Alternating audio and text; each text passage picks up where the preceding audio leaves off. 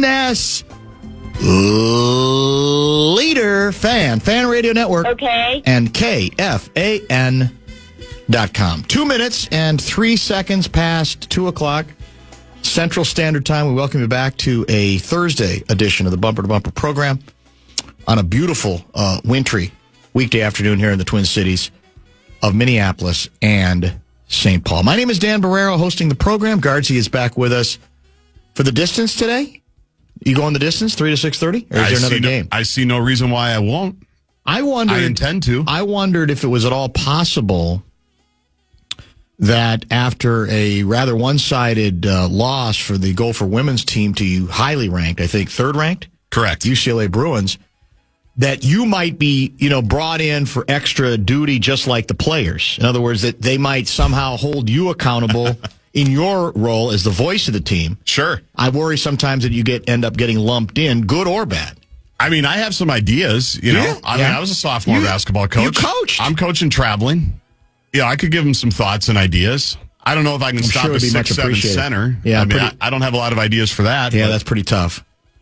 Well, in any case, we're delighted that you're back with us, and we're going, as I said, I think the distance till 6:30 tonight. Guardsy is the ongoing producer. I'm a former Ink-Stained Wretch newspaper of the Twin Cities. Very good guest lineup today that'll include Glenn Mason in studio at 4:02, Tom Crean not in studio at 5:02, and most assuredly not in studio, but maybe here in spirit, the former governor of the great state of Minnesota, Arne Carlson, is scheduled to join the program. 3:30 this evening. I would say buckle up. The governor has not lost any of his fire and brimstone and fury, even if he doesn't live here any longer. He still pays a lot of attention. He still writes op-ed pieces that end up in the Star Tribune. And I know he has expressed and will continue to express with us a number of opinions on the madness that continues to ensue here in the Twin Cities of Minneapolis and St. Paul. The governor tends to call them as he sees them. One of the reasons we like having him on. So that's 3:30 tonight. When I talked to him earlier this afternoon, how'd that go? He asked, first of all, he says he's delighted to join. Did he just say delighted? He always says delighted. I predicted that. Okay, good. Yeah, delighted is a great word. He's delighted to join. And I get this question a lot. I'll call or I'll text or whatever from guests, and they'll say, what does Dan want to talk about? And sometimes I know, like I have a real good feel. Sometimes I don't really know. Yes. And all I said was, well, Governor, everything. And he just laughed and said, I'll talk to you in a couple hours. You're not wrong. You're not wrong. That was kind of my bailout answer. I'm like, pretty much everything that you've been watching, I'm reading, hoping we cover a lot of ground. Listening to. Yeah, I hope we do. And if he wants to go, here's what I really want him to do. I wonder if he'd want to hang for a few minutes with Mace. He was a big Golden Gopher supporter, as you know, massive. To the point where we've kidded about this and talked about it over the years on the air, is he used to routinely write letters to the editor savaging Patrick Royce and me. Yeah. Anytime we took any kind of shot at any of the Gopher teams, and those days it was pretty easy to take shots at the football team, I might add. And he is a Gopher rube. He was, yeah. Hardcore Gopher rube. I remember hearing him on halftime shows constantly. He would just come down to the booth. I know he still watches the games when he can. Well, Mace is always here early, so we'll just slide Mace in. We could slide Mace in, or we just say you want to hang with Mace for a little longer. That's okay, too. Maybe, because the governor was no longer governor when he got fired, right? He had to be gone by then, long gone. When he got fired, when Mace got fired. Yes, when he got fired, he was gone. So when he got hired, I think he was still there. You think he was still there? Late 90s? Yeah, you might be right about that. 90s. I'll double check it. Bradshaw and Bryan KFAN text line has indeed been rebooted at 646-86. 646-86 is the number. Is it about time we acknowledge that the new mantra for college sports, particularly one could say college basketball, should be a shrug of the shoulders and it's the cost of doing business? Are we rapidly reaching a point where there is no point in getting bothered by frustrated by, enraged by another point-shaving scheme. Now, the scheme's not new, but the new information we have about it and its scope is, as far as I understand it, and it's probably one of those stories, because the names attached to it aren't massive, right, that is not going to get the attention that it deserved. Earlier today, the government charges 20 individuals in a point-shaving scheme that involves 39, let me repeat that, 39 college basketball players with 17 Division I teams. 15 of the defendants played college basketball in the 2023-24 and or 24-25 season. The 5 other defendants are described as fixers. And here's the most chilling part. 4 of the players played for their current teams within the past week. Here's the quote from the U.S. attorney in a news conference. This was a massive scheme that enveloped the world of college basketball. This was a significant and rampant corruption of college athletics. Charges, bribery, wire fraud, conspiracy. It sounds as if the process began with an attempt to fix games in the CBA, not the old-fashioned Continental Basketball Association, which no longer exists, but the Chinese Basketball Association. At some point, the virus spreads to over here to college basketball games. Bribes, the range on the bribes, anywhere from $10,000 to $30,000. That is according to the indictment. And as others have already suggested, and I can't disagree with this, it's hard not to come away from it saying, well, we're probably 5 scandals behind. There's probably 3 of them that we don't have a clue of yet. Right. That we'll find out maybe in a year or 2. There's probably some deleted text messages going on right now. No question. Yeah. And what you're left with is we've talked. How many times have we talked about it? The genie's not going. Clearly, is not going back in the bottle. Everybody's enjoying too much money that is added by the ability people have to bet on sports like never before, except in the state of Minnesota. Right. So, if we're being, I almost would prefer that some of the big shot basketball names would just shrug their shoulders and say, no point in getting upset about it. Hopefully we catch it. We seem to have things in place that get triggered that should actually make it easier to catch these guys, but it's the cost of doing business. We're not going to apologize for the way we have come together with betting agencies. There's too much money to be had on it. So you can be mad at us. You can be outraged. You can demand answers. We'll try to hold the individuals accountable when we can, but we're not changing anything. It's the cost of doing business. It feels like it's now the cost of doing business, and no one's really going to try to rethink how we got to this position and whether the changes in the relationships between betting agencies and college program or college sports and pro sports is making it more likely that these sorts of things are taking place more routinely. And now, is it the NCAA that's trying to talk to like the gambling people to say, hey, can we stop with the prop bets? They are trying. Cue Chris Webber. Well, it would help, I guess. It definitely would help. But you want to talk about toothpaste out of a tube. Yes. That's probably the most, I'm not a huge gambler, as you know, but I would imagine that's probably the biggest money maker of all, even more than just straight up point spreads. I would have to imagine. I think you're right. In gambling, when it comes to basketball and some of these other sports. And again, this is not from 5 years ago.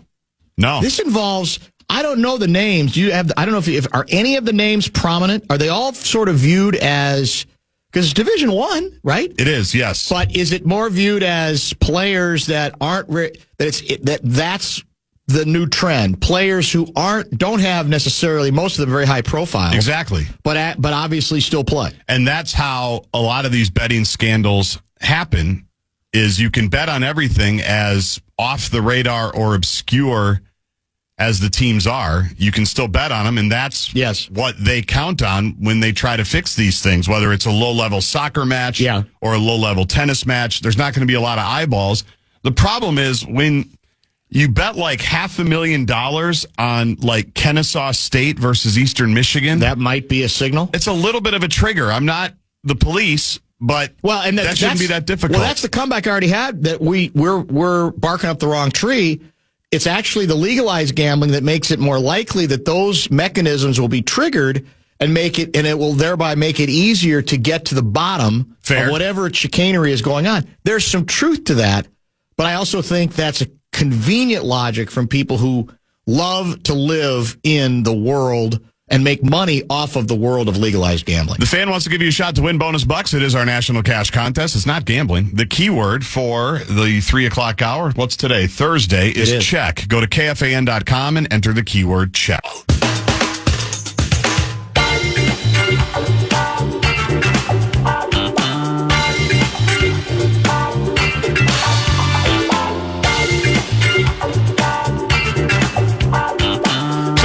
City's music scene at First Avenue's Best New Bands. It's this Saturday, January 17th. 7 rising stars take the stage. Don't miss out on the future of Minnesota music. Get the full details. KFAN.com, keyword calendar. Former Governor Arne Carlson will join next segment, bottom of the hour. We hope for an extended visit with him, Glenn Mason in studio, and Tom Crean. We'll talk NBA and maybe some college. Might have a chance to talk to him about how he processes this latest college basketball betting scandal. The cliche is never let a good scandal go to waste or something like that. To that end, Nathan in Montana writes, how odd is it that the state with unprecedented fraud/corruption that's resulted in the loss of billions of dollars is also the same state that's vastly limited the ability to bet on sports? How paradoxical. Ooh, paradoxical. Good word. Very well stated. Here's the other question, writes 218. Yeah, 218 guy. All the money we would have gotten from legalizing sports gambling would have been stolen by somebody. So in a way, it's good. It might be. We can still keep it if we ever pass it. You're saying it's a blessing. Yeah. We probably would have lost the money. Why would anyone bet on these games when you know this stuff is happening? Can you even sue the players who are doing this that you lost your bets on? That's Randy from Richmond, Virginia, originally from St. Cloud, Minnesota. He also writes, I wonder with all the bets that people have made and lost, because if it's fixed, if there's a lawsuit with all these betting companies like DraftKings and FanDuel, MGM, or if they can even get their money back. I don't think they can get your money. I don't think you can get your money back, can you? Not usually. I don't think there's a relief. I don't know if there's lawsuits to that end, or the cliche among attorneys is never let a good opportunity to make money go to waste. So maybe there has been some efforts, and maybe there will be in the future. Dan, people jump on. Oh no, that's the one I read earlier about the legalized gambling is ramping up the catching of people because of the triggers that we talked about. But the reality is, the insidious reality is what the smart cheaters do is they don't make the bets that big. Right. Where they get triggered. Right. Now, can you make enough money if you're not doing bets of that enormous size? I don't know. That's the hard part, is you've got to make enough money where you can pay the co-conspirators. That's true, and too. I think, like you said, you outlined how much they were getting paid, between $5,000 and $30,000, depending on the bets, so you've got to have enough. But when you're betting like $500,000, and it's probably more than's ever been bet on Kennesaw State all Very time. True. Maybe outside the NCAA tournament. You had to leave early yesterday, and during the 520 Sports Fix, I talked briefly about the Gopher game that you attended. I'm talking about the men's basketball game that went literally to the wire, and Wisconsin wins on a 3 after we had just tied it on a 3. If the Gophers had won that game in OT, because that's kind of what they needed. They needed that last shot to be off the rim and go to OT. Would you have stormed the court? 95% yes. Likely. Okay. I wasn't sitting in a place that would have been easy to get to the court. Barn loft? No. Oh. Can't you just jump from a barn loft, or is that too far? Is that dangerous? It's a little too far. Okay, it'd be dangerous. Me especially, I shouldn't. I think I probably would have, yes. Okay. Just for the bit and because why not? Why not? Exactly it. So give me your takeaways from that game, and maybe more generally, your takeaways regarding what we have seen thus far from the new coach. Ooh, that's a lot. That's a lot, and I mean we don't have a lot of minutes, but we can at least scratch the surface. I think he's getting the most out of them. I think he's doing a hell of a job. They've got 7 guys right now. 2 starters were injured, and they're done for the season. And they're having to play multiple guys, basically 40 minutes a night. And really, if you want to back it up, the last 2 games at the barn, Tibbs does that, and he gets sued. It's true. Yeah.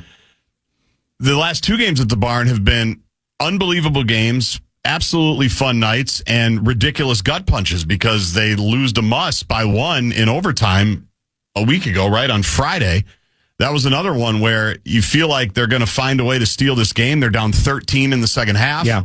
They get enough stops. They make enough shots. They run great offense. We've talked about the Nico offense and just how efficient it is and how fun it is to watch.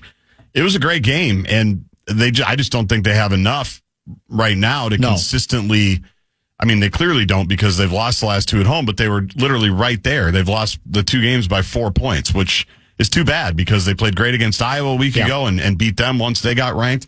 I think Gopher fans should be pumped about what they're seeing. That's basically what I said yesterday after you left, that ultimately the challenge and the still open-ended question on even Nico is, can he acquire and keep enough good talent to, I would say, take full advantage of his coaching? Because he clearly knows how to run a team. He clearly knows how to run a program. He absolutely knows how to run an offense and has very definite ideas of what he demands. And so if you get people, I don't think this is an adult coach. I think for me, I've already seen enough to believe that. And that's really not different than what I said when they hired him, even though it wasn't like he was the kind of big name that it was going to make it particularly splashy. But the guy knows how to put together a team, and that is, I think, coming through pretty loud and clear already. Now, again, it's not over yet because you've got to then, okay, well, let's see what you do when you have the talent. Can you maintain it, et cetera, all those things. But you got to give him more than a minute, I think, to do that. And what you're looking for, I think, immediately, and a program where we've had some seasons where they've just felt lost almost from the beginning, is a chip chair and a chance that the guy knows what he's doing, that he doesn't have to learn on the job. He knows the job. He knows everything that needs to be known really about the job. Particularly, you could argue this market, given his experience here, his time here. But I think it should be all to the good. My guess is it's going to be a delayed reaction in terms of attendance. It's not going to come fast. I don't know that it's going to come this year at all. But if it happens often enough, and then you get a couple of pieces that you can add to the equation, the key for him, and I don't know, maybe it's the way college basketball everywhere is set up. We've had a feeling the last few years, it's almost like we were starting over every year, right? For various reasons. If that happens again, that's going to be a problem. But if he can, whether it's keeping some people or sustain something where you don't feel like where you feel like you're going to be able to benefit from some of the equity of an experience that players got by playing through all this stuff this year, then it has a chance to build on itself. So I think all those things are very good things. In terms of the crowds, I thought Fridays against USC was good. The one at Wisconsin was very good. Iowa was okay. Yeah. And obviously there's a lot of Badger fans that come. But right. I thought for the first time Gopher fans actually fought back the last few years. Because usually Wisconsin comes and just takes the building over. And I thought the last 2 crowds have almost like completely reinvigorated me about Williams Arena. And I'm not being hyperbolic. Tom from Columbia Heights is a bit defensive regarding Montana guy. Dan, tell Montana guy to not talk about a state he doesn't live in or even like. Go stare at the stars until you learn something, you loser. That seems a bit defensive. Harsh. That's not toning down the rhetoric. No, I don't know. It's definitely not. And I'll say, because I've already gotten one text to this effect. If you're offended that our 3:30 guest is going to talk about the great state of Minnesota without living here any longer, all I can tell you is too bad. I can't go along with any of that. You could always argue you're in it more if you're in it, right? Day to day. But I'm going to grandfather in a guy who spent as much time in this state, has invested in this state to the degree that the governor has. I don't think, my guess is there's a lot of people with political connections who live in this state who don't pay as much attention or read and follow things as closely as the former governor does. And that doesn't mean you're obligated to agree with him. I'm not saying you are.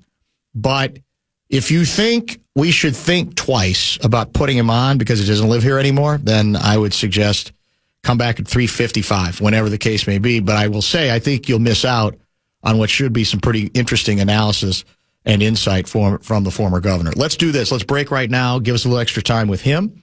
And some questions have already come in for Arne. We'll include those in our discussion when we come back.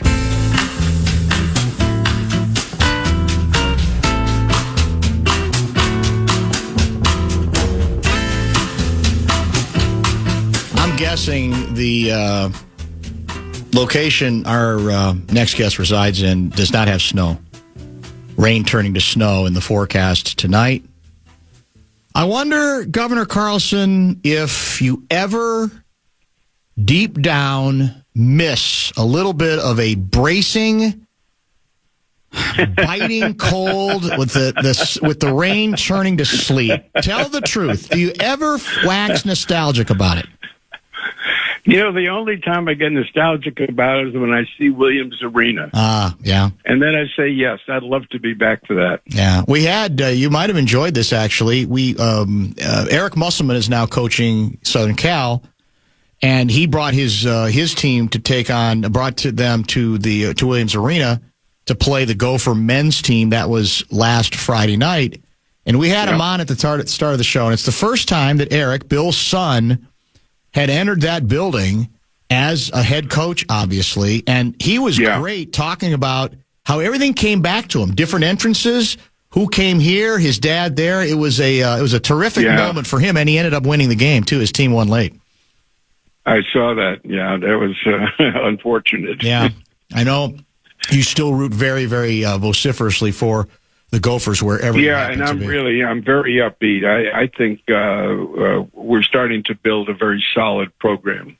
Well, the head coach, Nico Medved, I think, has already shown he knows how to run a team. You just got to get more players, and he certainly does. They're certainly the best coach since Haskins, and that's who he learned from, and he's done an excellent job. All right, there's a lot of ground to try to cover. Yes, and I appreciate your time today and your candor as always. Let me start with the threat from the president this morning.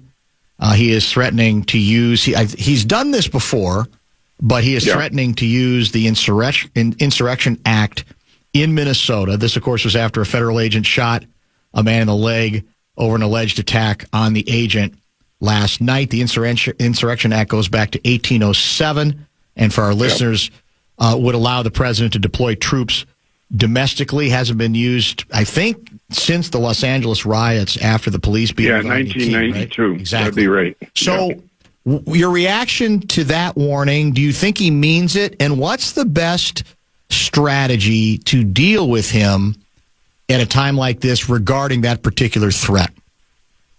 Well, first of all, I think you're raising exactly the right question. And I think we have to agree across the board, this situation has to be diffused. If the president said he may use the Insurrection Act, I would take it very seriously and assume he would.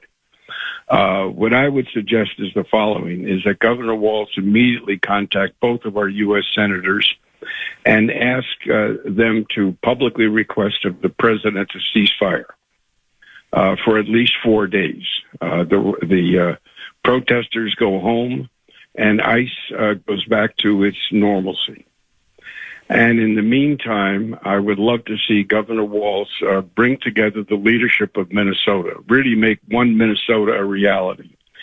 I would bring together some retired judges, business leaders, academic leaders, nonprofit leaders, summon them to the governor's residence and ask, and I specifically would suggest former Chief Justice Kathleen Blatz and former President of Hormel, Jeff Ettinger, serve as co-chairs. And they work with this leadership team on a plan that can diffuse the situation and then go to Washington and meet with the White House and try to negotiate an agreement. But what we have right now will lead to a civil war. You mentioned the Rodney King episode in 1992. Some 63 people were killed and over 2,000 were seriously injured. We do not need a civil war in the United States, and certainly not in Minnesota. Do you fear it could get that dangerous and that bad?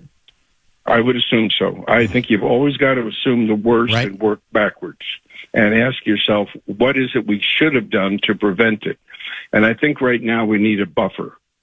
I don't think Governor Walz, I think he's done the right thing in, one, agreeing not to run, and two, taking a low profile in the last several days. That's the right thing to do. But I would put some new faces up there right now, and I would suggest, again, Blatz and Ettinger, and a trip to the White House and see if they can't negotiate some ceasefire and a permanent or more lasting resolution until the federal courts have spoken out. It's interesting that you say that, because I'm guessing there's a lot of folks out there going, well, why would I even want to sit down with an individual who is capable of fomenting and inviting what he has invited in Minnesota? And yet, as you well know, we have a number of occasions where the face-to-face discussion maybe doesn't last forever, but for a period of time, I'm not going to say it disarms Trump, but it does seem to give him something to think about in a way that he otherwise wouldn't. Yeah. So I guess I'm surprised that some form of what you're suggesting, no matter how the individuals in this meeting might feel about the president, would go forward and attempt to do exactly what you suggest. Yeah, we need this kind of approach very, very badly and very immediately, because right now this is like the opening of World War I. Light one match and the world's going to blow up. And that's kind of where we are right now. One more shot and who knows what will happen. Part of the, it played out, I watched a lot of it on Fox 9 last night. There was a lot of really good live coverage from the scene of this second shooting. And there's obviously at the start a lot of misinformation, or no one's really sure what's going on. But what you do notice, or what I notice, is exactly what you're talking about. A number of times that night, watching the ICE individuals come together in close proximity with protesters, you just say it's so easy for this thing to escalate once again out of control, and you feel like it's inevitable if this sort of standoff is allowed to continue much longer. Yes, absolutely. I remember very well when I was in the Army, the sergeant announces we went out to the rifle range. I will guarantee you that one person in this platoon will take the rifle, swing it around, and almost shoot one of his colleagues. Yeah. And I'll be darned if that didn't happen. In other words, an accidental shot could trigger off an incredible explosion. And we don't need that. Let's diffuse the situation right now. That's the first thing we need, is a ceasefire. Let me get to a lot of really good texts have come in. I want to get your reaction to some of this as we continue with former Governor Arne Carlson. This comes in from Alan out of Afton. And he writes, how would you suggest both sides de-escalate the situation? You've given us some ideas, but let me read a little bit more of what he offers. Trump and ICE / DHS actions are wrong at many levels, but the governor ignoring the fraud problem and not owning the cleanup when much of the money does come via the feds, invites the feds to address it.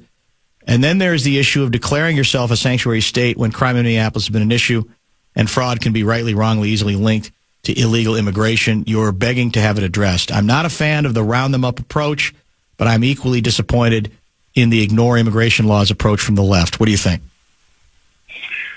Put every single item on the agenda and make that a negotiable item with the White House.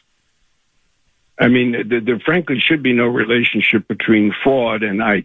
I agree. ICE is, they deal with immigration. They don't deal with fraud. But in the public's eye, the two of them have hopelessly become linked.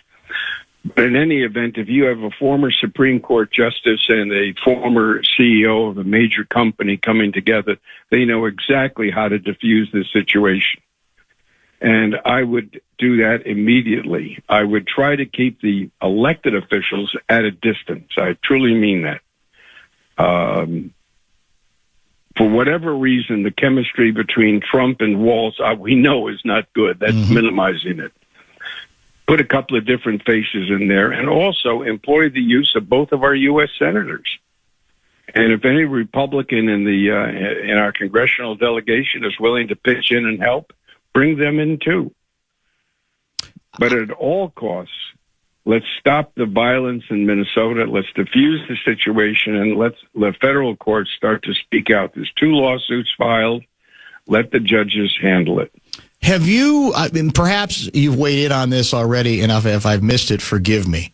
But regarding the original fatal shooting that has sort of triggered a series of unfortunate events ever since. Yes. Have you seen enough or read enough to come to a meaningful conclusion on what took place there? Or do you need to see more? What is your opinion of what your analysis, I guess, of what you saw?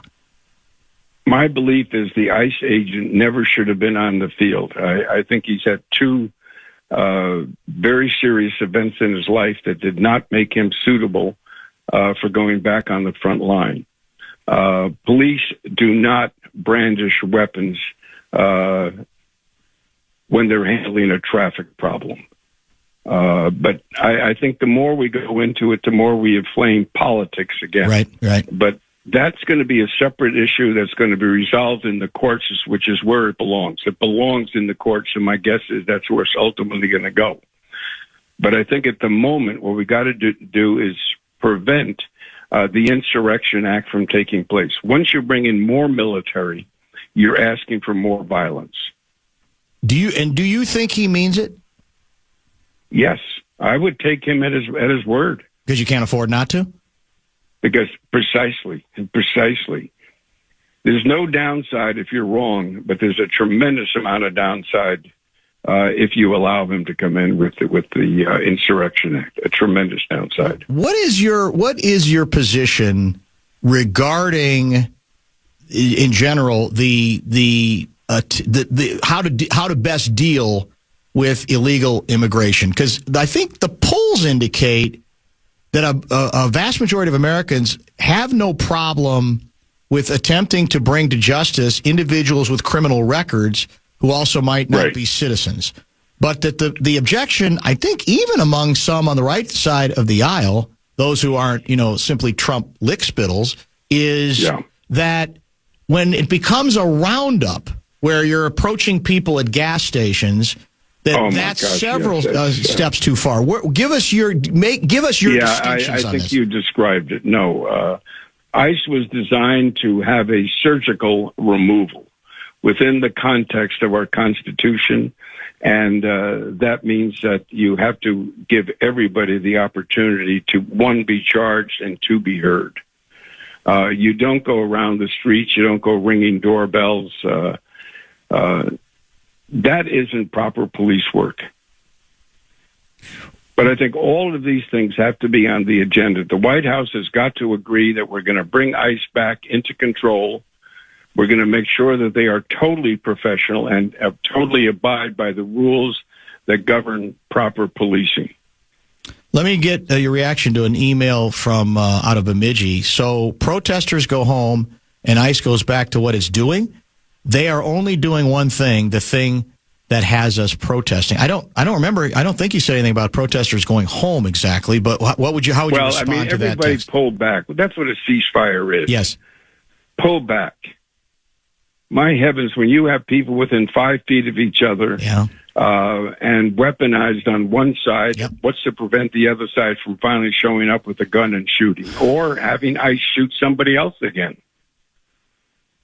Let me put it this way. Sure. What are we gaining right now? Fair question. I mean, the point's been made. There's a strong feeling that an injustice was committed. There's a strong feeling that ICE is not being bound by professional standards, etc. There are some serious grievances here, very serious. Do you now you've got to bring in a buffer to negotiate them with the White House. I think, sadly, I think this speaks to our politics a little bit, Governor, in that there are people in our audience who are going to view what you're suggesting as surrender. And it's not. No. It's not even close to what you're saying. You're trying, I think, to be strategic about, all right, what's our best chance, given where we are right now, to attempt actually to get to where we want to go more effectively than necessarily the approach that's been taken to this point? Thank you very much. Yes. Get it into court. Well, let me ask you about the courts, because as you know, Keith Ellison and the mayors of Minneapolis and St. Paul, they had a presser a couple days ago about a lawsuit, a federal lawsuit that's just started the process. Now, a couple of the legal experts I respect say, look, I have my opinions about what ICE has done and how heavy-handed they've been, and I don't like it. But I'm not sure, legally speaking, what's being argued here is going to pass legal muster. Do you care to weigh in on that, or do you have any concerns in that regard? Well, there's two lawsuits. One was filed by the Civil Liberties Union. Right, that's true. And I think that's going to be fairly potent. Let me put it this way. We say we're a nation of laws. Those laws also apply to ICE. They apply to all federal agents, all federal employees, including the President and the United States Congress. In this particular case, it appears that ICE is way outside its boundaries. Let's be clear on that. The question is, how can we diffuse the situation so we don't get further violence? And my answer to that is we have to go to the courts. And prayerfully, the courts will do exactly the right thing, and I frankly think they will. Because these judges also live in Minneapolis, St. Paul. They know what's going on, and they know what's right, and they know what's wrong. There is nothing in our Constitution, absolutely nothing, that grants anybody absolute power or absolute immunity. The Constitution was drawn to separate power, to diffuse power, not to give it to any one body or any one individual. 612 guy writes, I have the utmost respect for the former governor. However, the violence is what the president wants. And to which I would say to you, doesn't that confirm the notion that strategically, again, you're falling into the trap that the president would be delighted by if the violence gets ratcheted up? We had some of that last night. Even the police chief in Minneapolis has been pretty clear admonishing some of the activity that took place last night. Yeah. All the more reason, correct, to try to not fall into the trap. You stated it far better than I have. Thank you. You're exactly correct. It's a strategic move. They have the weapons. We don't need them shot. We don't need death. We don't need injuries. What we need to do is to pull back and see if we can't negotiate some kind of a settlement. It's not a surrender. It's an attempt to get ICE to obey the Constitution and to give us the kinds of law and order that are normal to us. Is there any... We don't need... The moment the Insurrection Act is implemented, we're going to see thousands of military troops on the streets. And then what? And I can't believe that's going to do anything other than bring more violence. Yeah. That's the concern. Is there any reason to believe that even if there are some judges, or in a couple of these cases, or one of these cases, rule against ICE and the administration, that the administration will abide by the ruling? That's a very good question. It's a very good question. And if they don't, then I pray that both sides can agree that this has to stop. I mean, I did some research last night, and I was very surprised at some of the comments by Mike Pence, who certainly wasn't one of my favorites. But he said that I cannot support anybody who tramples on our Constitution. And I fully agree. So he's referring... Nobody. It can't be ICE, and it cannot be Donald Trump. Right. This feels like back burner because of what's taken place the last several days, obviously. But now that we have you on, I do want to address it a little bit. And you've talked about it, I think, a little bit before. The governor makes the decision to not run again, which for me was a no-brainer a while ago that was the direction that he needed to go. One of my objections, however, to the governor's approach on this ever since has been painting himself as a bit of a victim. And I don't want to get into the politics of all this. No, and I'm saying, wait a minute now.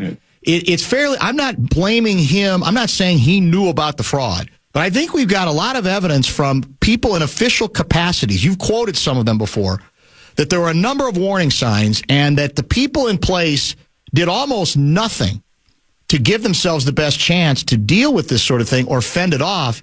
And so that's where the governor loses me, almost making it seem like, we're very generous and the bad guys take advantage of us. That's not, to me, the way a governor should speak about a story that's become this historic, Governor.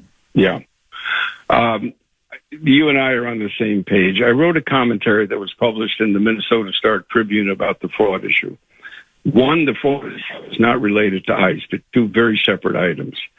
Two, the governor, his staff, and the commissioners, particularly the commissioner of management and budget, were extraordinarily negligent. Yeah. Those audits are not written to be ignored. Time and time again, I think it goes all the way back to 2011. The first warning signs were given that your internal audit controls are weak, they're inadequate, they're insufficient. And for year after year after year, they were ignored. And I finally wrote in one of my commentaries, doesn't anybody at the state government read audits? So, yes, there's gross negligence there. But that's a very separate issue. Correct. From immigration and ICE. Completely. Yeah. And there are people politically who are trying, as we saw one of the texters, to connect them. I deal with that every day, and it's convenient. If that's the boogeyman, exactly you want to. But it's not. One has.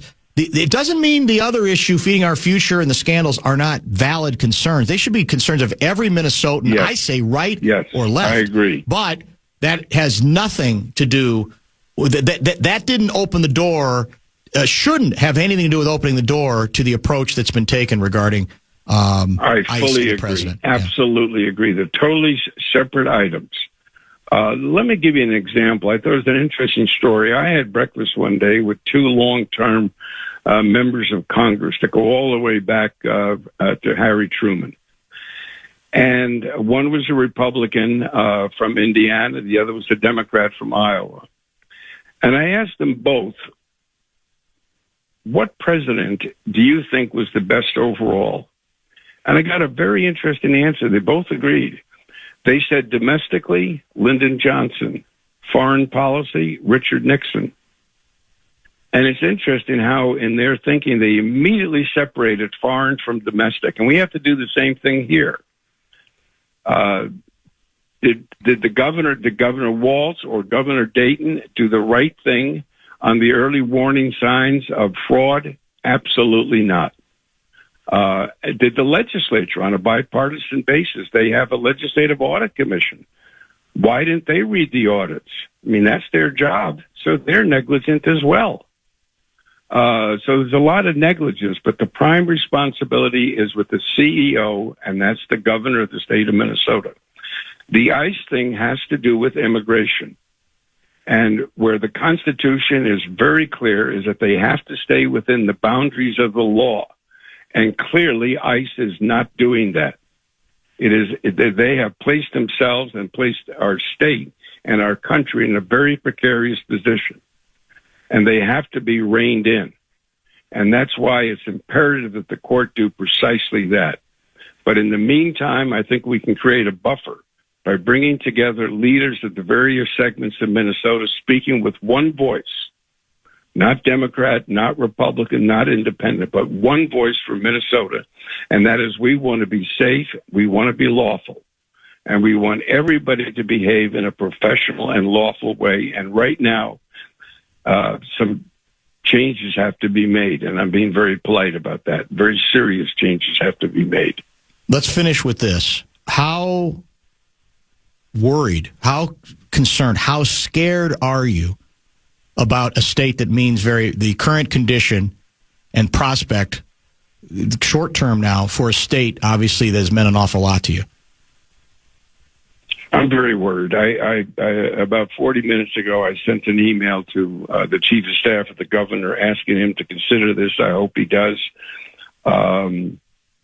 Governors have to realize that you don't go it alone. You build partnerships.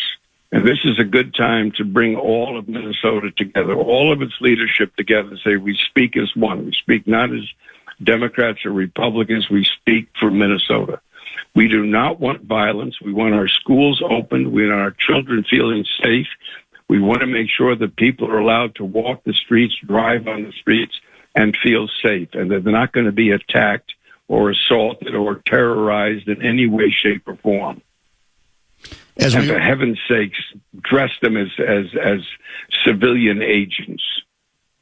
That terrifying uniform, my heavens to Betsy, I would be petrified if I were stopped by that.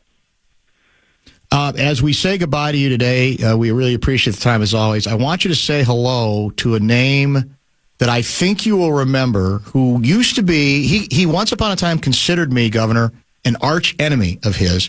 He now, over a period of, how long has it been now, 15 years?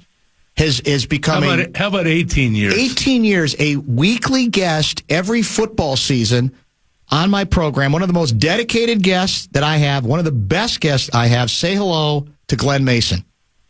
Oh, my golly, Glenn, how are you? Governor, I'm doing just great, but I want to just set the record straight.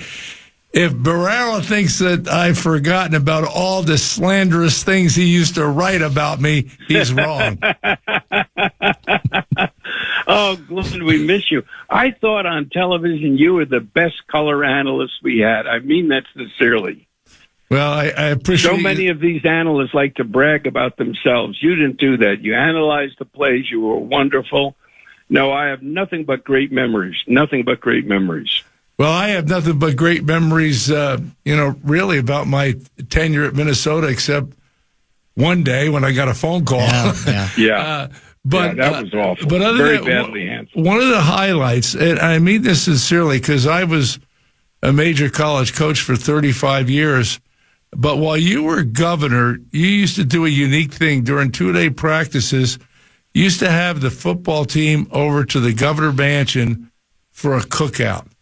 And I don't know of any other governor that does that. I mean, it was really special. And for those young men, some from Minnesota, but large part of our team was from other places, the hospitality, the warmth that you showed them, the welcome that you showed them. I was at a function not too long ago with some former players, and they talked about it when they got to go over to the governor's mansion. They wanted to know if you still live there, by the way. It's interesting that you mentioned it, because it was just as delightful for me. I mean that very truly. It's truly an honor. I will tell you one funny story, and that is that the chefs were kind of concerned at the first one, would we have enough food? And so they decided to order extra just in case. And I'll tell you, the just in case occurred. The extra food was consumed, eh? It was just, I want Minnesota to go back to what it was. A very caring, well-run, well-managed, respectful state. And I think we can get there. We're in a very precarious position today, but the other thing I hope we can build is loyalty. I'm not a fan of this NIL. I'm not a fan of players leaving through the portal system. I think they're professionalizing college sports, and I think that's a big mistake. It is professional. It's ruined. Dan will tell you, we've talked about it is this. Ruined. And there's no loyalty. But,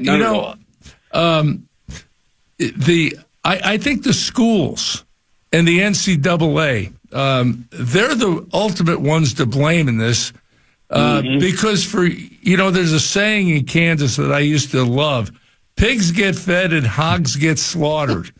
And there for years, the NCAA, they were so strict with the rules while everybody was getting rich off of college football.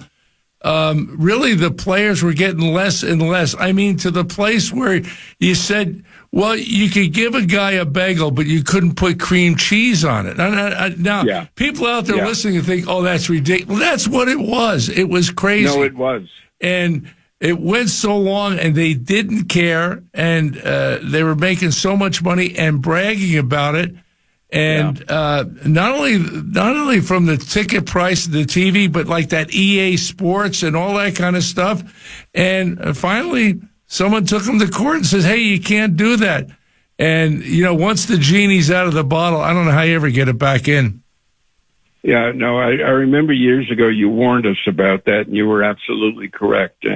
But I think the sad thing is we're losing our sense of values. I remember this player, it was long before your time, from Danube, Minnesota. He was a tight end. I can't remember his name. And he publicly announced, and Sid Hartman announced it with great joy, he's coming to Minnesota.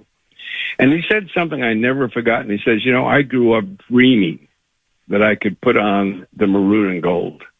That was his dream. And I'd like us to get back to that kind of loyalty. I like the days when Paul Giel would travel around the state, meet with people, talk about football, talk about basketball, talk about our programs, and you really felt that you were part of something. And now with this professionalization, they've taken away that loyalty. Governor, I really appreciate the time, and we will definitely... Hey, I'm delighted. This is wonderful, and what a bonus to have I figured you'd like that. The thrilled. timing was perfect. I figured you might enjoy that, so I'm glad we were able to get you guys together. Hope to chat with you again soon, and again, appreciate your discussion, your honesty, and your candor, and we'll talk again very soon. Thanks, Governor. You bet. Thank you. Appreciate you very much. Former Governor Arne Carlson, with Mace in your face, who is back already from Florida. And let's do this. We're a little behind schedule. We'll get caught up. We'll find out why you came back as quickly as you did. Oh, because I missed you, Danny. I figured that's what it had to be. I missed you. Yep. I had a hunch I was on at least the top 10 list of people you missed. And we'll talk about national championship game. It's almost upon us Monday, Indiana. You mean against Miami. You mean the great rip-off that's going on with the tickets and the parking? It's only $4,000 a ticket. And it's $700 to park your car. $700? I read, I don't know if it's accurate or not, but those poor people in Indiana, poor people of Indiana, but I mean, it's ridiculous. All right, we'll get to that and much more with Mace. If you have questions, Bradshaw and Brian KFAN text line 646-8